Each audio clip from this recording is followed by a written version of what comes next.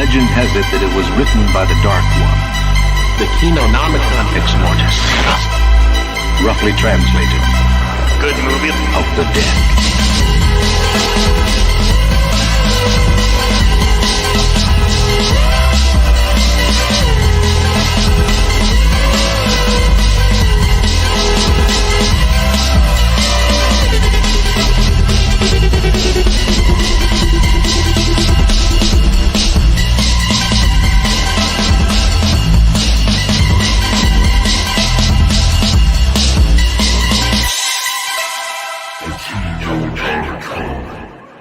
Eric here in the chat says, "Wait, a good movie? What is this? I don't even." Well, just wait till all three of us have our vinegar syndrome balls in hand. Mine just shipped today. Man, I got my big box of crap yesterday. I also got my Severin folk horror set yesterday, so I got like 50 movies in one day. I'm gonna be. Did you open the package for the Severin one? Yeah.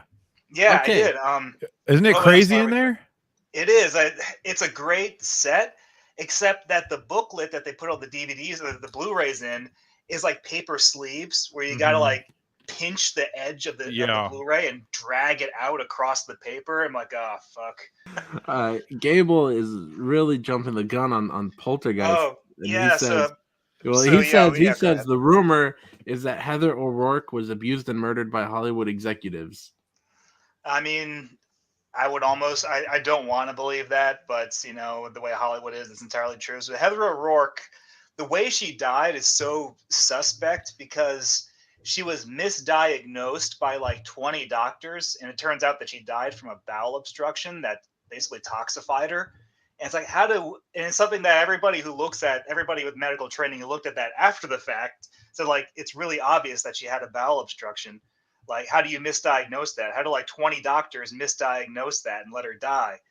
And I don't know, maybe, but it's still really sad. You know, as a kid, you really think constipation's a joke until people tell you about Heather O'Rourke. Yeah, right. That'll scare you straight. And when I was watching Poltergeist, though, I was kind of wondering, like, if Heather O'Rourke hadn't died, would she have been one of those child actors who had a career or who retired, who we only hear about when they go into like rehab clinics now? Like where would she have ended My vote is rehab clinics. A lot of the child actors end up like Macaulay Culkin or Corey Haim. He's the one who passed away from a drug overdose. Like right after, like, nah, Corey, why'd you do it? You had all those direct to DVD Lost Boys sequels to look forward to. Oh my goodness. Why would they murder her though? I've never heard. Yeah, why would they do that? Yeah, you know, back in the 80s, it's pretty easy to like cover all that shit up. I mean, Harvey Weinstein was doing it for years until he finally got caught. So it's not like they needed Wait. He wasn't killing women though. No, right. he wasn't killing them. That's the thing. I mean, touching women inappropriately and doing inappropriate things with women. Like back then, like all that stuff got covered up so easily because there's no social media, no way to get it out there. And there was no such thing as DNA yet. That wasn't invented. That wasn't invented in the 80s. No. So yeah, this is starting off the show at a really dark turn. Can we just talk about the movie instead? Yeah. So, anyways, you know the clown in the movie when they were first doing that scene and it had its arms around the boy's neck. He was screaming that he couldn't breathe, and they thought he was just improving, but he really couldn't breathe. I thought I'd make it more depressing for you, Mark. They didn't give him a safe word. Yeah, right. He's like banana, cream filling. You know, why does this seem to happen so much in Spielberg movies? The same thing happened in Jaws when the girl's at the beginning is being dragged around. She's like, "Stop! I'm stop!" Blah, blah, blah. She was in Jurassic Park as well. Hold on, you mean Tobe Hooper movies? Yes, Tobe Hooper. yes, because Tobe Hooper totally directed the movie. Maybe. So yeah, that's one of those like big mysteries. Is that so? Apparently, Spielberg was on set every single day, and supposedly the dynamic was Spielberg would say, "Toby, tell them to shoot the scene this way." And then Toby would be like, "Okay, hey guys, shoot the scene this way." And they'd be like, "Sure thing, Mr. Director, Tobe Hooper." And they'd do whatever he said. But apparently, it was some sort of weird. directors guild thing, a union thing. Like Spielberg could only like direct and be credited as director for so many movies per year. He had like a limit, so he had to ghost direct a movie by basically being a backseat director. And I think he even took out like an advertisement in Variety saying like, "No, guys, seriously, I didn't direct Poltergeist, so you can't sue me. Toby did it." Yeah, it was something like that. Like he was already directing a movie, so they wouldn't let him Yeah. direct another one at the same time or in a certain time frame for some reason. And so Yeah. so supposedly, I mean, it's just speculation. He was like, "Toby, Yeah, but can you it's please like do this?" I've But seen it feels enough. like a Spielberg movie. It does. And It I've seen really enough does. Toby Hooper movies that none of them look or feel like Poltergeist. I mean, you go from Poltergeist to the Funhouse, and you want to tell me that's directed by the same guy? But see, that's kind of why I want to give Hooper credit, is because I feel like he doesn't have a style that maybe this could be one of his movies. It's It's like, just why too did much like more of his Spielberg movies to feel give him like that credit. Yeah, I don't know. If you gave Toby Hooper enough money, would he have? I mean, Poltergeist is probably the biggest budgeted movie he had in his entire career. Has 'cause to it was a be. Spielberg flick. Yeah, I mean, like the stuff he did after Poltergeist, he went straight back to doing like low budget But schlocky slasher flicks. nothing else ever felt like Texas Chainsaw either that he's done, I don't think, right? No, like No, not even not really. Texas Chainsaw 2 felt like Texas Chainsaw 1. So maybe it's just every once in a while he just gets fucking wacky on it, you know? Yeah, but I mean, you ever see his TV stuff that's so like Mm-mm. workmanlike, you wouldn't even known he directed it because it's so like workmanlike's the only word for it. It's just like, okay, let's get this shit over with. We gotta do another episode of Sightings or some bullshit. Shit. Like Jontron did a review video that was really funny where he found this TV special Toby Hooper directed in the 90s, which is called like Real Ghost Stories or something. And it's just reenactments of ghost stories. It has like the haunted Toys R Us in it. And it's fucking awful. Oh, I think I saw that. Yeah, I watched it as a kid, and I remember thinking it was scary as a kid. And then I watched it on YouTube as an adult. And like, oh my god, this is fucking trash. I remember the haunted Toys R Us from something for sure. Yeah, that's definitely it. It's the haunted Toys R Us, and it's from that special. It got repackaged a bunch of times. But yeah, Hooper directed it, and you would have no idea that Hooper directed it if his name wasn't in the credits. Huh. Nasser, go look up Jontron. You're not too young to know who Jontron is, right? I don't know who Jontron is. Oh, sweet Jesus. Fuck. I'm sorry. Jontron, Gengar, you got a lot of work to do tonight. Oh my god. That's what I'm saying. He's gonna go down the PewDiePie rabbit hole. I'm like, oh wow. I love this guy and Minecraft. Dude, next time we see Nasser, he's not wearing his Freddy shirt, he's wearing his Minecraft t-shirt or Fortnite. I'd love that, dude. That'd be my favorite. Hey guys, I'm doing the floss. Look at me. Gable likes the Funhouse. I have that one. It's in my stack of stuff to watch, but I didn't. Put it That in one's yet. pretty good. It's Toby Hooper's. I don't know, his filmography, like Hot Dog said, is so all over the fucking place. But the Funhouse is one of his better ones. Yeah. Yeah, like me and Winnie were talking before the stream, and maybe we'll get into this a little bit later about A24 movies, and he said that certain ones, you were saying certain ones that seem like they could be by the same guy because A24 has that style, and what I said was that A24 is a supercomputer algorithm like HAL 9000, and it just creates these movies by following a scripted formula that someone at like Microsoft created, and so it just shits out these movies that are all the same. But what do you guys think it is? What do you guys think it is though with Toby Hooper? Like why all his movies? Why they just never? They none of them like feel like they're by an auteur or like by like the same guy. Like none of them have that style. Do you think he was just somebody that got lucky and he was just, I don't know, he just showed up and did the work? I mean, that happens. There's some directors who like they do their debut film is like, oh my goodness, this is going to be the next big director, and then they never follow it up. They're kind of like a one-hit wonder. It's like it's like music too, where what do they say? You have your whole life to make your first album, and then everything after that you're kind of on a timetable. I think it's something similar, Yeah, I mean, Toby Hooper is like, it's not like he has a small filmography, but I think it's because he didn't develop his own style is why he kind of like his career really just like plateaued in the late 80s, early 90s. That was when he was doing that TV stuff, and he was like directing episodes of Freddy's Nightmares, and he was doing that like Real Ghost Stories TV special. Like, if you look at his filmography, there's like a 10-year span where he was just doing random episodes of TV shows. Like, didn't he do TV movies Salem's too? Lot, or did he do the sequel? He did Salem's Lot, the original one, and that one's pretty good. But again, it does not feel like Texas Chainsaw Massacre. It doesn't feel like the Funhouse. It doesn't feel like Poltergeist. It feels like a daytime drama, like a soap opera. I mean, okay, if you were to try to even describe Tobe Hooper's work to somebody, what would you even say, right? I don't know. I have no fucking clue. I'd say his name is in a lot of credits. Yeah, his name ends up in those movies. That is such a weird thing, and I guess, yeah, I don't know. Because you could do it for so many other directors, even the worst ones, which is weird. I mean, but it's like you said, it's a workmanlike thing. Guy wanted to make a movie. Guy makes a movie. Ends up being, I'm going to say it, one of the greatest horror films of all time. And after that, he's just making movies. Yeah, it's like having that really impressive student film, and then you get a bunch of money. Like, what was the guy who did that really shitty Fantastic Four movie a couple years ago?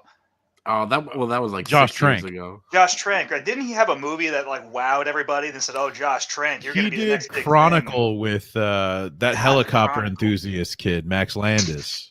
That's Chronicle. That was the one that impressed everybody. I've never seen it, but it was like, "Oh man, Josh Trank, you're the next big fucking thing." And then he goes and he just like parties too hard. He doesn't. It's a recommend for me. It's a recommend. Okay. Yeah, the lifestyle and the movie Chronicle. What, the Fantastic Four is a recommend? No, Chronicle. No, Chronicle's good. You know, I'm just gonna say it. There were actually some good parts in that Fantastic Four movie, but it really does fall apart when Dr. Doom's exploding people's heads just by looking at them. But at the end, he wants to throw fists. I didn't like that thing says it's thingin' time. I hardly remember the movie. I saw it in the theater, and I remember there were parts of it I liked, but I hated. I think I liked like the beginning of it, but then it falls apart in the middle. Watch the to Corman end. one. That one's pretty good. Yeah, there's that part where the thing is like, it's chronicling time, and then they all sit down and watch Chronicle. I'm like, what's up with that? Would have been way better. Yes. I think Josh Trank though had a different issue. I would blame studio pressure. Probably with like alcohol abuse also. Yeah, wasn't he also like 21 years old? Like, he's like really young to be given that much money and freedom, and he just had no idea how to handle it. Probably. There was somebody else like that too that I'm trying to remember. Somebody else that was young and they gave him a lot of money and then they ended up screwing it up. I watched the video about this. I can't even remember it. Has Gareth Edwards, I mean, he did that first movie, that monster movie, I think it was just called Monsters, and then he did Godzilla, right, in 2014. Yeah. Has he done anything else? He did one of the Star Wars movies, Rogue One, I think. Yeah, he did Rogue One, but did he really do Rogue One? Because that got like so many reshoots, I think by a different director or something. Oh, I don't know that. I assume those reshoots. No, wasn't that Solo that got all the reshoots? They both did. Rogue One had stuff that they used in the trailer that didn't end up in the movie because it just looked cool. Ton of stuff. Yeah, yeah. I mean, I don't know how much of that was stuff that he intended to put in the movie, and then a bunch of test audiences were like bullshitting around. One of the shots was, from what I heard, it's the shot where Jyn Erso is walking down the hallway and the lights come up. That was apparently like a behind-the-scenes shot that they were just like, "Oh, that looks dope. Let's put that in the trailer." That wasn't even in the movie. It had that one part too where she's out on like the catwalk, and then like a fucking TIE fighter like shows up in front of her, and then like in the actual movie she's out in the catwalk. I don't know, like a bird flies by or something. It's like nothing. But he hasn't done anything since Rogue One. Yeah, I don't know. I mean, so I haven't seen that first movie he did, Monsters, that everybody liked, but I mean he did Godzilla. Mm-hmm. And that was a movie I really enjoyed seeing in the theater because it was just a good theater experience. But I think we've talked about it before. It's like, I liked it. I left the theater happy with that movie because the last like 15 minutes were great. And then when I rewatched the movie on Blu-ray, I'm like, holy fuck, it's been an hour and Godzilla's still not here yet. What the hell? You realize that movie's a fucking slog to get through. See, I think Garrett's issue is different because I think his strength is being able to work really well dealing with things of a bigger scale. I think that's why he was good for Godzilla. That's what I hear that's good about Monsters. And I think the best parts of Rogue One are all the ship battles on the island, which is just big things on the planet. See, so I don't know hard how to find much a project for that guy.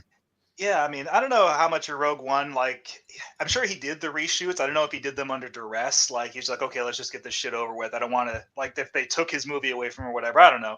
But I liked Rogue One. It's probably one of the more palatable Disney Star Wars things. Yeah. I like that every Yeah, that's the fucking only good dies one. at the end. It's so bleak, but Crazy. That's a crazy maneuver. right? I That's, mean, that's you not think how that you those get toy movies, money. That's not how you get sequel money, you know?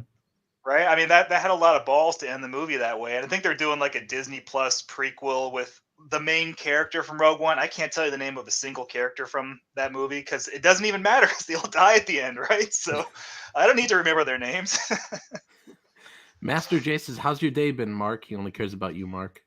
I know, I'm so special. My day has been pretty good. So over the weekend, I did watch Poltergeist, and I don't know. We've already talked about that, but I watched another movie. I watched Manhattan Baby, which was a Lucio Fulci movie that I'd never seen before. Have you seen it, No. Hot Dog? I won't even bother asking I Nasser. thought you were saying you watch Muppets Take Manhattan Baby. Oh man, I watch that every weekend. But I watched Muppet Babies Take Manhattan. Yeah. No, No, I haven't seen it. Manhattan Babies. Yeah, you haven't seen it. It was it's Lucio Fulci bullshit. It was one he did in like 80 or 82 or something like that. It's like, even by Fulci standards, like, that shit makes no sense. What That was happens Blue is, Underground release, right? yep, I got the Blue Underground one that came with the soundtrack, and I'm Mhm. pretty sure 50% of the soundtrack in Manhattan Baby was recycled from some other Lucio Fulci Shit. movie. I swear I've seen it or heard it before in a different movie, like Zombie or something. I always But looked at it, but I just wasn't sure if I was ready to just take a chance on it. it's not one of his better ones. I think, yeah, I mean, we all know like the good Lucio Fulci movies, like The Beyond and Zombie and stuff like that. So I'm kind of down to the dregs now. I just kind of want to fill in those gaps in the Lucio Fulci filmography I haven't seen. But Manhattan Baby, like, the plot of that one, if I'm even getting it right, is this archaeologist is in Egypt, and this movie was made on 400 million lire, which comes out to like $40,000, like $400,000, like really cheap for not even $400,000, like less than $1 million. I looked it up on Wikipedia, and somehow, even the fact they had less than $1 million, they were able to film in Cairo, Egypt, in front of the Sphinx and the pyramids, and in New York City in front of all the landmarks. It's like, I don't know if they got permits or what, but they somehow managed to actually do location filming. There's been so much weird bullshit shot in New York around those times. I can't imagine they all had permits, or permits were really cheap. None of them had permits. No way. It was all guerrilla filmmaking. They But got yeah, the so this monkeys in those archaeologist is in Egypt, and he opens the door to a tomb, and lasers shoot him in the eye, and then his daughter, who's like also there, an old blind lady, hands her a medallion, and they all go back to New York. But the medallion curses the kid, and the guy who got shot with the eye lasers, that apparently just has no plot relevance because he gets his eyesight back, and it never means anything. But the medallion possesses the girl, and it allows her to turn the door to her bedroom into a stargate back to Egypt. And then, for no reason, just people start fucking dying. Like, there's a scene where the mother calls the maintenance man for their apartment to come up and look at something in her apartment, and he's in the elevator going up, and the elevator stops like halfway up the skyscraper, and then the floor of it falls out, and the guy just like plummets like 10 stories and dies. I was like, what the fuck was that all about? It doesn't make any sense. Nothing about it makes any sense. And then everybody dies and the movie's over. It is Lucio Fulci's, like, I think it's like his stupidest movie. Like, that was fucking bad. Oh shit! Yucky Gum says, "Wait till you see Demonia. Fulci was blind, and it's not white balanced." What do you mean it's not white balanced? Oh. So I just sent this to our group chat. So this is the A24 starter pack. So let's go. So Weenie, you said that you didn't like Saint Maud, and you said it was basically like the starter pack meme. So I pulled up the starter It's every pack meme. I pulled it up, and let's see. There's 6 things on here. How many of these, before we look at them, do you think it's going to fit? Oh gosh, I don't know. Well, now, so neon blue and majority. pink. I mean, neon blue and pink wasn't in Midsummer, so I guess that one. Well, I mean, we're gonna go through for Saint Maud because Weenie didn't like I'm sorry. Saint Maud. I haven't seen Saint Maud, so I don't fucking know. It's okay because Weenie, according to Weenie, it's just the starter pack. You've seen it before, Mark. That's the problem with Saint Maud. I got you. Okay. Because it's an A24 movie and they're all the fucking same. Gotcha. Yeah. All right. So the first one is an A-lister with a non-actor. So Weenie, is that one? Is that one? Did that happen? Was that in there? I don't remember who the lead was. The lead, I think she was pretty unknown. I don't know if any of the supporting cast was anybody. I don't think I haven't seen Saint Maud, so don't wait for me to answer. I think I'm going with no on that one. I wouldn't say A-lister. Because A-lister implies that you could go to like a Denny's and people would be like, "Oh shit, it's Mark Pellegrini from the Kinonomicon." Yes. Okay. So, all right. So neon blue and pink. I don't remember. Was there? No. I mean, I haven't. You've seen it recently, so you're going to have to answer more of these than I have to. No. Shaky cam. Yes. Well, I think there was, right? There was a little bit, not a lot, but yeah, I think this one it did have a little shaky cam. Something I noticed actually was the camera didn't move a lot in this movie. It stayed pretty still, but it did have its shaky cam moments towards the end when things started going crazy. So yeah, there was a little shaky cam. Violins and score. Don't remember. That one should probably be like the one in like the middle of the bingo board that like everybody gets, like the free space. Yes. Well, I mean, yeah, it's a fucking score.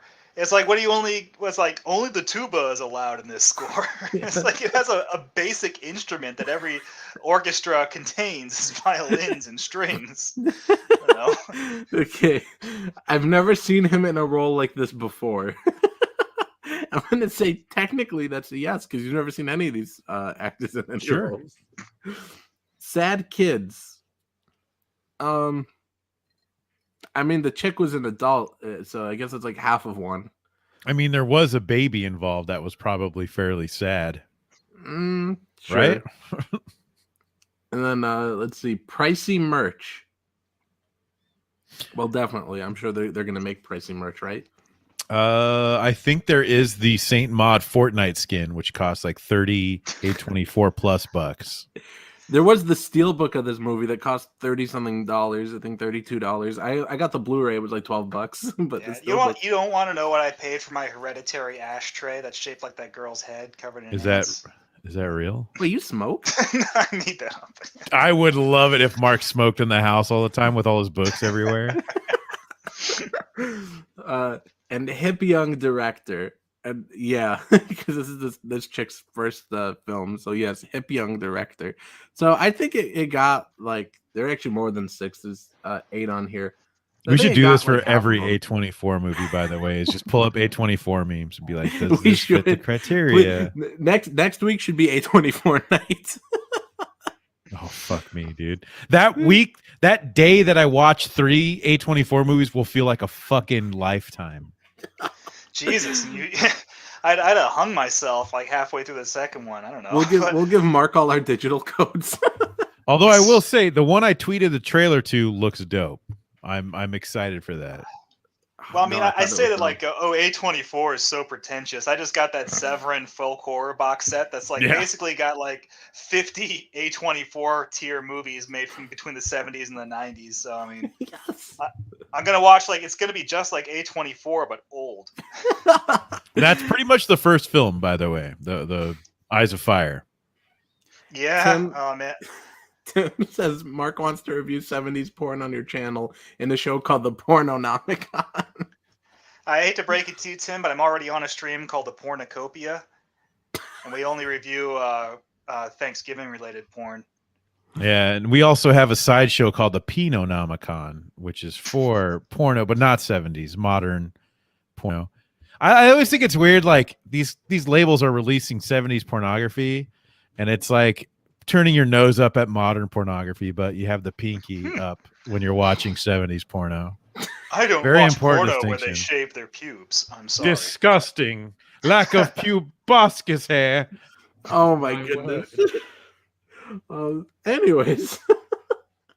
Weenie, you didn't like Saint Maud though. No, I thought it was boring and felt like every movie I've ever seen in my life. It insists upon itself. No, it doesn't. It's a good movie. I don't know. No, it doesn't insist upon itself, really. It really doesn't. Even if it hits all the check boxes of like movie that ends with a girl on fire winking into the camera. I just thought it was boring. It took forever to really do anything. So it to ends go the in. same way as Freddy versus Jason, where just close-ups on like the severed head, like wink. Yeah, basically every No A24 spoilers. movie ends that way. Hey, how many horror movies do end with somebody winking at the camera? Like Anaconda, when the Anaconda throws up John Voight, he winks at the camera. John Yeah, Voight that's- does or the Anaconda does? John Voight, but wouldn't it be great if it had been the Anaconda? I haven't seen it in a long time. Could go either way. Man.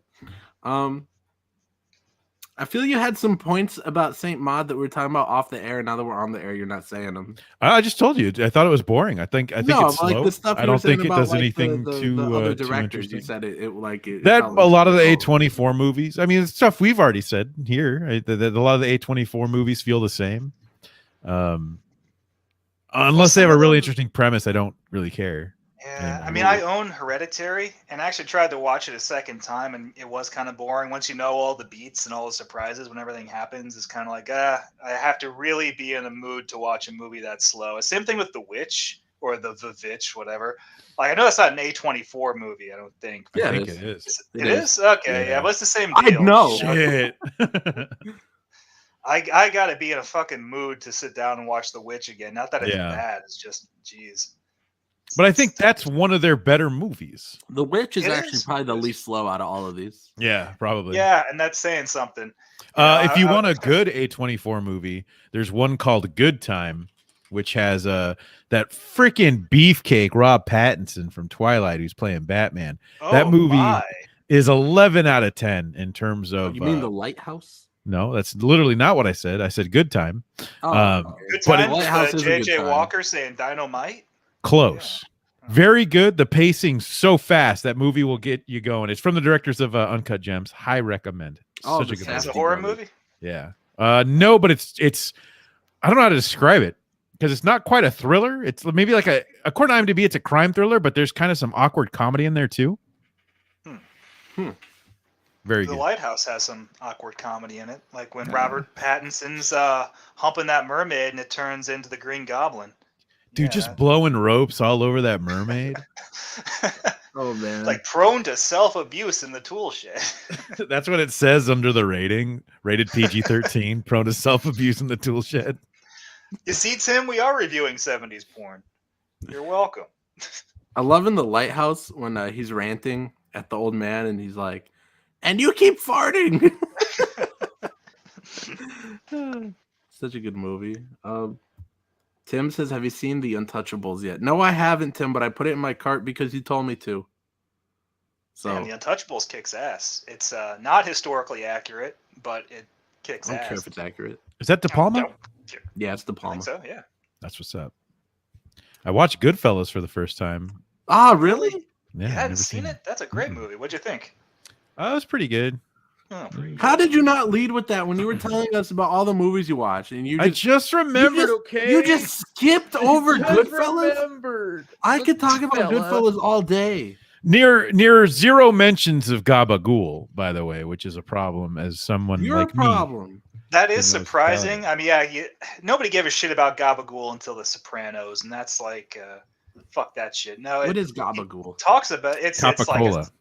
Oh. it's a ham sandwich, Nasser. Oh, now I know what it That's is. basically what it comes down to. Salami sandwich. Now, Goodfellas is awesome. That's one of those movies that's, I don't know, it's like it's the McDonald's of crime, of like mafia cinema. It's like whenever it's on, like, yeah, you know what, I could go for some Goodfellas right about now. And so if it's on TV, I'll just sit there and I'll watch it. No, seriously, if it is on TV, it doesn't matter where it is in the story. You could just start watching Yeah. it and it's so fun. Exactly. I like mafia movies, but I still feel like I haven't seen a lot of them. So I think the next one I got to watch is Casino because I've never seen it. I have that one. I didn't watch it yet. Casino is exactly like Goodfellas. It even has most of the same cast, and it even has it's paced the same, and it even has the same denouements at the end with narration about everybody complaining about how things aren't like nice. the good old days anymore. Me Like, all the things have time. changed. I don't like it. Yeah, it's the same fucking movie, but it's still good because Goodfellas was good. So You know, I know you get mad at me because I haven't seen all of the Simpsons, but I've at least I at least know a couple of the jokes, and I love the one where Homer's dad, or when it's a flashback and Homer's young and he's like, "You gotta get with it, Dad," or something like that, and then his dad's like, "I used to be with it," but then they changed what it was. That's I'm now what forgetting I'm that. with isn't it, Yeah. and what is it seems weird and scary to me. Yes. It'll happen to you. That's, It oh is my true, goodness. Nasser. It'll That's- happen to you. Yes. Except you're not exactly with it, Nasser, and I Yeah, you know what Gengar is. yeah, right? Jesus Christ, Nasser. Get with the fucking program, Gengar. No, but anyways, you really did like it though, Weenie, right? Because if you didn't Yeah. like it, we'd probably strangle you. I liked it. I don't have many mafia movies to compare it to though, because I've only really watched The Godfathers and Sopranos, Then you have and enough to compare it to. and it's not That's as kinda good as all, yeah. those, but it's still pretty good. Well, I mean, Goodfellas, Jesus, it's nothing like The Godfather. The Godfather is a very serious movie, and Goodfellas is practically a comedy. I don't know; they're very different in tone. Yeah, It's fair. it's funny because it is basically a comedy. I never thought of it that way. Goodfellas is like, yeah, we kill people, but then we have a good time and pay everybody off. Because Henry Hill's just such a goofy piece of shit. The whole But you movie. can't help but like him. And I don't know. There's just parts of that movie that it's weird because I really love these stupid parts of the movie, like when they're cooking in prison, because they all go to prison in the Yes! movie, and they're in like Yeah. they somehow they bribe their way to have basically an apartment in there, and they're all just like cooking lobsters and making spaghetti sauce, and they're like slicing onions and garlic with like little tiny razor Yeah. blades. Like for some reason I fucking I- love that scene. That was I pretty rad. love it because he says, and then Paulie cut the garlic with a with a razor. Laser, yeah. The razor with he cut it with a razor, and he cut it so thin that it dissolves in the pot with just a little bit of oil. I don't know why, Mark, but I love that too. Well, they talk so much about food, which is like so authentically Italian. And speaking of Italians, I can talk about the Lovecraft story that I just read. I have one That's more like thing to all say about about the- Goodfellas though before we get to Lovecraft, and that's Yeah. that's what makes the food part even better, and all the other goofy parts even better, where he talks, where Henry like has all these flashbacks, because the whole thing's a flashback, and he's talking about like getting laid. It's funny because at the end you find out it's him and his wife. They're telling all this because they're going into witness protection, so they're telling all this to a detective. So it's like they really wasted his time with like the sauce and all that stuff. And Henry's like, "Let me tell you about all the times I got laid." Right. Well, he has that part at the end. It's like right before the FBI get him because his stupid sister makes a phone call. But he's like, yeah, so we had the family over, and I was gonna make some cannolis. Now we got these little thing for starters. Now I'm gonna do some marinara with meatballs, with just a touch of garlic, a little bit of the mozzarella. Like he's like giving the entire menu. He's telling that to the witness protection guy, basically. I would love just a movie of the witness protection guy's face during all of this. Like, never once does he just like get to the point. He's like, fucking Italians, goddammit. Lovecraft was right. Like, who are the Italians?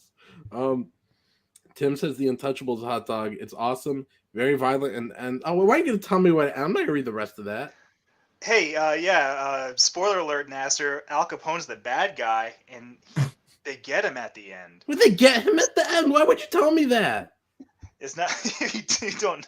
Okay. I guess you're so young. You've never read Al Capone's Wikipedia article. All right. Or even heard about him in a casual sense, I guess. I was just making a joke. I know he's dead.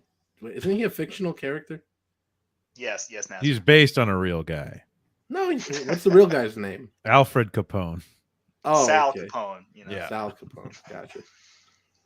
Anyways, So- you're about to tell us about spooky Italians. Yeah, spooky Italian. So there's that running gag that everybody does where like Lovecraft just like fucking hates Italians with every fiber of his being. And like, I've read like his entire works. I don't remember him like ragging on Italians that much. And so I reread The Haunter of the Dark. And it's this bullshit story about this guy who finds an old church that a bunch of cultists of Nyarlathotep had used, and they're able to summon this monster called the Haunter, whatever. And it's stuck inside this church, and it wants to get out. But the church is surrounded by an Italian community. And every time the main character wants to go visit the church to investigate, he has to mingle with Italians. And he gets so fucking mad. It's like Lovecraft's prose will be like, and so I ventured forth down Capitol Street towards that dark edifice of the looming church, but then the fucking Italians showed up. God, I hate them so much. Oh! You can feel the rage. He just really doesn't like them. And then the Haunter, it began to slither and ooze forth through the gateway of the church, past the threshold, and then those fucking Italians, they took out their stupid little trinkets and started saying their stupid prayers, and I can't fucking stand them. I hate them so much. God, it's just so mad. Man. You know, I only read one Lovecraft story, and it was one of the obscure ones. I think it was just called Mamma Mia in the Halls, where he moves into the new house, and at night he hears Mamma Mia, and then he finds like pepperoni trails in places, but nobody believes him that there's Italians in the house. I mean, come on now, Italians. Like, if someone described an Italian to you, you wouldn't believe they were real. Like, yeah, you know, they're like 5 feet tall. They're really greasy. They got black hair, and the black hair is even greasier. And they only wear these white tank tops. They're always excited. Yeah, they're always excited. Now it's and whenever they talk, they make hand puppets with their fingers. Like they're talking through their fingers. What the fuck, man? And they're always talking about their mom. They're like, Ma! And Hey, so Ma! upset about mom. And they can have whole conversations between each other where all they say is, "Hey, hey, hey, hey." Wasn't that story, Mark? Didn't that one tie in with those other ones with Robert Bloch, or am I mixing it up with the other one? It's the middle part of a trilogy that he did with Robert Bloch. Like one's the Shambler from the Stars, and I can't remember what the other one was. But it's a 3-parter. What's a shambler exactly? It's a slur for Italians. Oh, man. Yeah, man.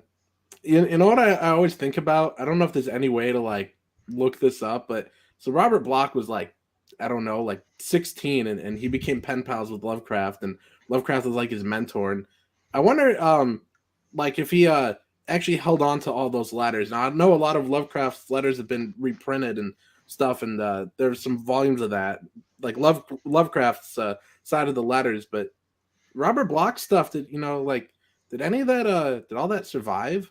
I mean, it might have. The thing is that they released like a 20-volume set of all of the surviving correspondence of Lovecraft, but they're all out of print and go for like $500 a volume now. So I'm never going to read them. And I don't really want to read Lovecraft's just like his fucking bullshit. It's like if I was going to read like Lovecraft's Twitter feed, you know, like, do I really want to read all that? Like going back like 50 years? Like what are his letters? Like, I don't know. It's like, today I ate a pancake with syrup, and I read the newspaper, and the Bowery Boys were quite humorous in this. See, I was picturing it be more like Twitter, where he's like, I have proclaimed myself the glizzy gulper. However, people disagree.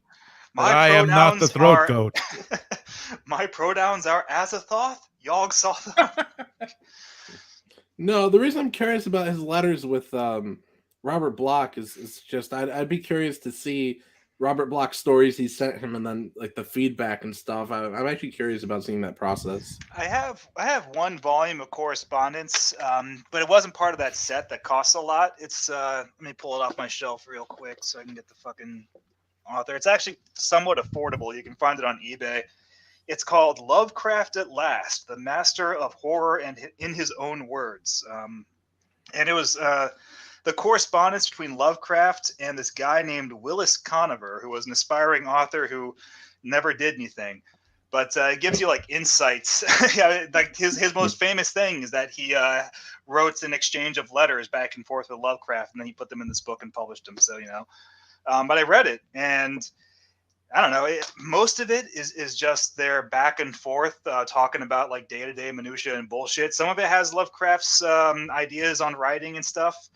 And also, this is the correspondence where Lovecraft wrote the history of the Necronomicon, which has been published as like a short story, but it was actually written as a letter to this guy. So that's in here. It's really sad though, because as Lovecraft, like when he's diagnosed with cancer, he's basically dying. And so the last few letters are basically him just being like, I'm feeling really sick today. Sorry. And like the very last letter to Conover isn't from Lovecraft. It's from Lovecraft's aunt saying like, I'm sorry, but my beloved Howard passed away this morning. He's like, whoa, it's sad. I heard some sort of rumor or something that Lovecraft kept like a journal of when he was dying, and then supposedly it got thrown away. That would be surprising, considering he never threw away a single. Like, so many no. Somebody else threw it away because he died. Well, that's the thing too, though, is like they didn't throw away any of his correspondence because they still have all these letters. It's like someone preserved them, because all of his effects went over to Donald Wandre and August who? August Derleth. Donald Wandre. He was another author. But Wandre and August Derleth founded Arkham House, which was basically how they published all of Lovecraft's stories. But all of his effects, all of his letters, all of his notes, his commonplace book, his journals, all that went to Wandre and Derleth. So if he had a journal, I don't think anyone would have thrown it away. They sure as hell didn't throw away anything else. That's got to be like a typo. Tim, come on. No. You go read the Rats in the Walls. That's oh my goodness, it's got a lot of N-words in it. It's that one's so awkward to listen to, because that one has my favorite of all the Lovecraft narrators. This guy, I forget his name, slips me, but he narrated like 5 or 6 of Lovecraft's stories, and they're on YouTube. And I like his voice because he's real like eerie and sort of monotone, I guess, in like this creepy way though. Like it's not boring the way he's monotone, but like he reads that one, it's just awkward because he just says the cat's name, and it's just like, well, you can tell that it took him a few takes to try and make it sound. I've listened to a few like audio versions of the Rats in the Walls because it's just so damn funny. And every time they have to say, we're just going to call the cat Nasser Man. And every single time, like the narrator has to say, and so my cat Nasser Man, like they always like kind of spit it out, like, and so then my cat Nasser Man began to pursue the strange entity down the corridor, or something like that. Oh my goodness, they could have just came up with another name for the cat. Very common cat name back then, according to the cat census. No, I'm not talking about Horror Babble. In fact, every time I've tried to listen to Horror Babble, I can't stand them. What is that? They have different narrators. Some of them are better than others. But they're just try-harding. I can't stand it when people are like try-harding. If they're trying too hard to have a spooky voice. You should listen to Black Dog Chronicles. They're pretty good. And Edward French is pretty good too. I'm gonna bring up the narrator guy. Don't worry, I don't think he says the cat's name in the first 30 seconds. I'm just opening it up. Hey, it's your channel. If you want to get it stricken, that's all on you, NASA. Yeah, no, I'll pull up a different one then. Nasser Man. Which other one does he do? I think he does the Shadow over Innsmouth. The BBC version of that's the best one.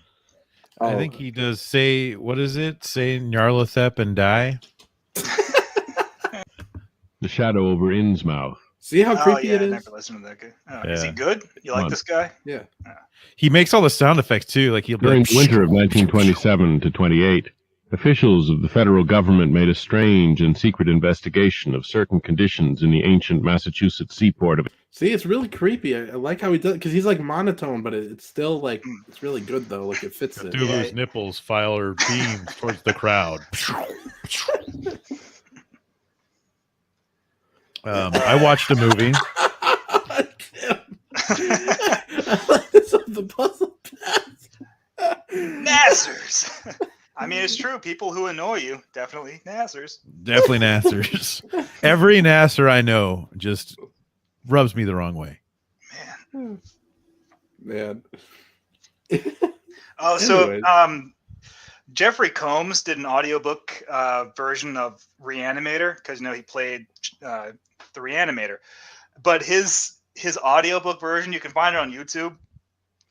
They cut out the lines that about the black zombie because Lovecraft just like he describes a black person, but he's like, guy, I don't even want to. Is he like, and the extra muscles in his body made him even stronger? It's like, he's like, and the hideous appendages that I loathe to call forelimbs. Like, he's not even a zombie yet. You just described He's just a guy. What are you doing? So that all that's in the book, but Jeffrey Combs, I think he refused to say it. So like those lines are cut from his audiobook version. And it's funny too, because he plays Herbert West, but Herbert West doesn't have any lines in the story. It's all his friend recalling it all. So I know that's why it doesn't work as well as you'd think. You're like, oh man, Jeffrey Combs reading Reanimator, this is going to be great. But it's Jeffrey Combs playing Herbert West's assistant and not Herbert West. So the assistant sounds like Herbert West, and it's really confusing. Yeah. And then he doesn't talk about the loathsome forelimbs of the African American. Oh man. Yeah, so I watched this Hitchcock movie called Rope. I don't think you guys have seen it. I have seen it. I remember I have. Oh, you've seen it? Yeah, it's made to look like one continuous take. I think he only actually did like 6 takes, but he I think there's spliced 9 them of them. together. Yeah. Something like that. Yeah, like 9 takes. Yeah, no, it's really good. Because there were a couple I didn't quite catch, but they repeated one, I think like 2 or 3 times, where they just went up close on somebody's back. Yeah. And then you're like, oh, well, there's the cut. But yeah, I really liked it. It's kind of like a strange premise, though. It's like these 2 dudes who are probably gay. They're like... You say that a lot. Hitchcock and balls. But these 2 dudes, they're like, it's the perfect murder. We're gonna kill this guy, and then we're gonna kill this guy, and then we're gonna make out. Then we're gonna do this isn't a spoiler sex. because it's the first scene in the movie. But they're like, so it just starts off with them strangling this dude with a rope. That's why it's called Rope. And then is it like autoerotic asphyxiation? Mm-hmm. The guy's getting off on it, like, oh man, that feels so good. Harder, yeah. But they're like. Yes, it's the perfect murder. So of course there's the one that's like full of himself, and then the other dude that's like he's like I don't know, man, I regret this. And then they're like, but it'll be even better because we're gonna have all these guests over for dinner, and his body, and their friend's body is in the trunk, and they're gonna have dinner over the trunk, and no one's gonna know about the dead body. But then they what the fuck is that smell? Jesus Christ! But they slip up in like the dumbest ways. Like this dude's like, I don't think you'll be seeing much of him around lately. Right. Everyone's like, well, what does that mean? And he's like, it's the perfect murder. I won't get caught.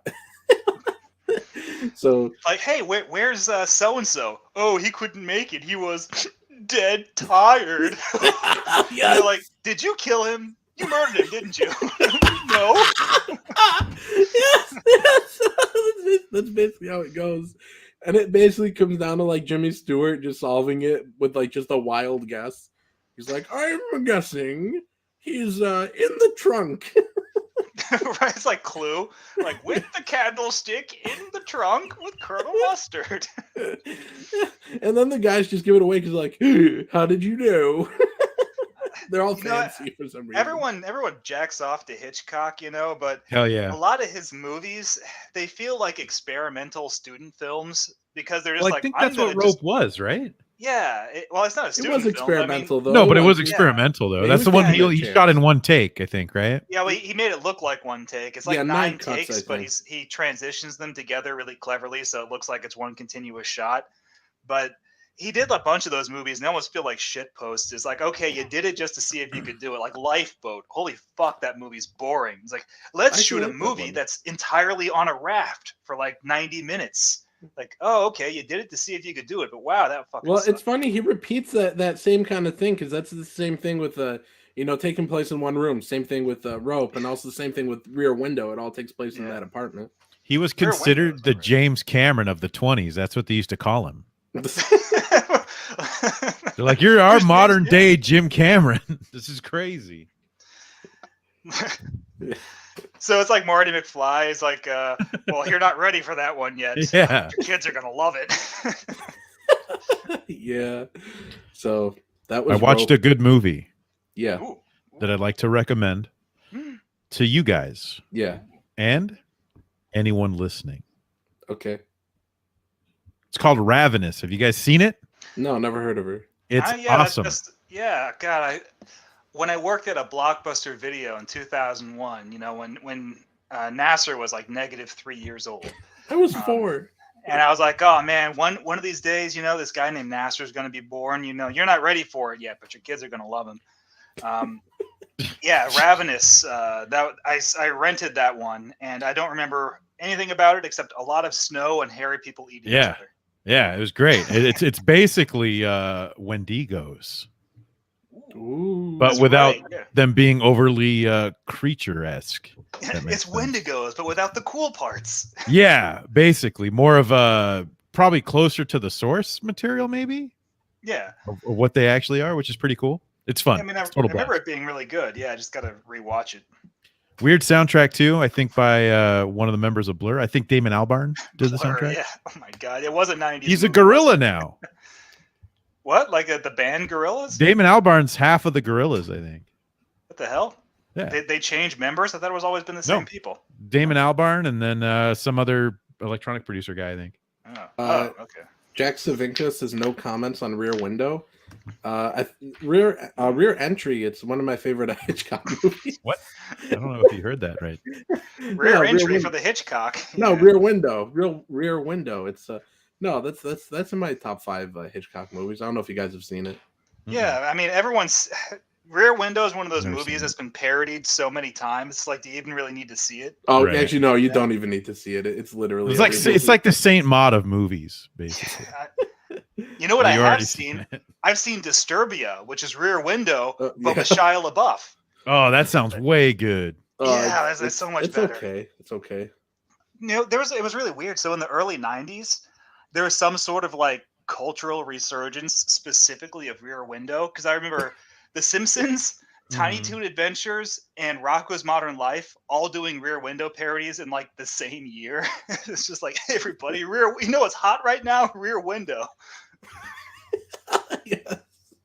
They had no way to see what was trending, so some exec was like, "Hey, I heard people talk about Rear Window." I feel like that's how we got Pogs. Like, hey, remember back in the 1920s when we used to throw milk bottle caps at each other? Yeah, that's making a comeback. Like, are you sure? That's so genius, though. Just taking pieces of cardboard and make them into a circle, and then you overcharge for them. Right? Yeah. Then you charge. Why don't you guys do or like- Pogs? Both or like of you, Creepster Pet Pogs, Rocks. Common America Pogs. Holy shit! Pet You're welcome. Rocks. That's a freebie.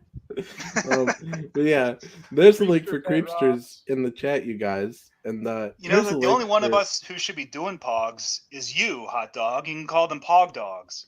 Ooh, like PAWG, Pog Pog Dog. Dogs. Yeah, that's another freebie. Now we're even. Damn, freebie for freebie. Magic